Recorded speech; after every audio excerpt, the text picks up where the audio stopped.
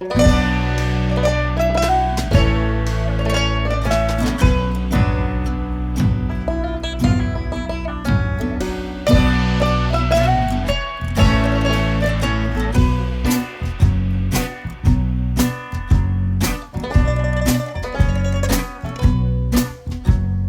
gittiğimiz yol yol değil, bir ızdırap.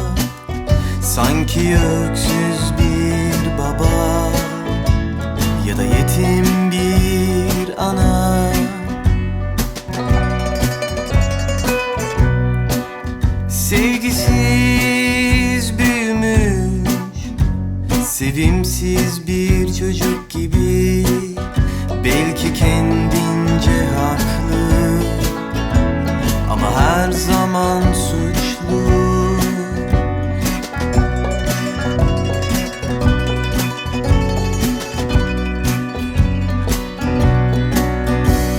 Bu yollar hep taşlı. Evet, biraz abartılı. Git git bitmiyor, zaman sanki geçmiyor.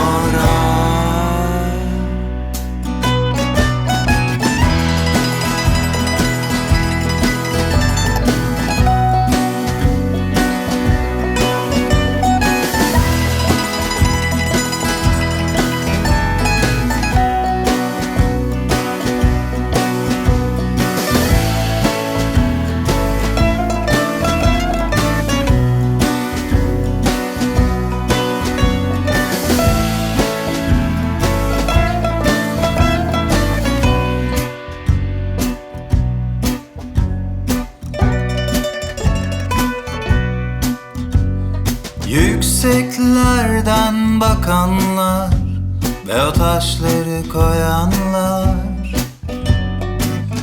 her zaman insanı yok sayanlar.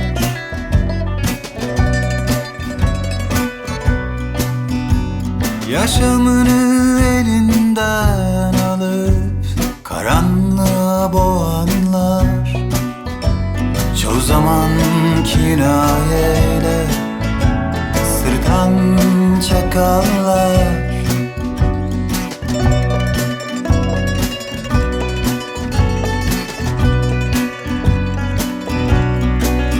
Hayat yıkar, arındırır. Evet, biraz kandırır. Git git bitmiyor, zaman sanki geçmiyor.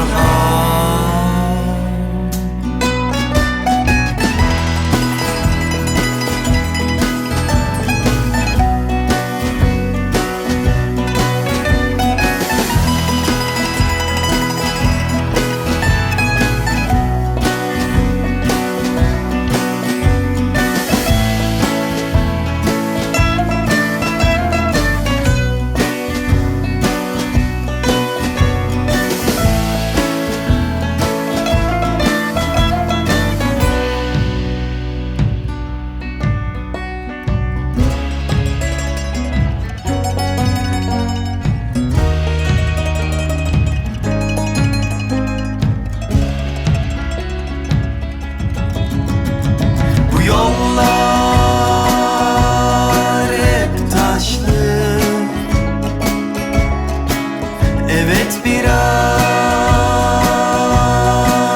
abartılı. Git git bitmiyor, zaman sanki geçmiyor. Git git bitmiyor, git git bitmiyor. Git git bitmiyor, zaman sanki geçmiyor. Zaman sanki geçmiyor, zaman sanki geçmiyor.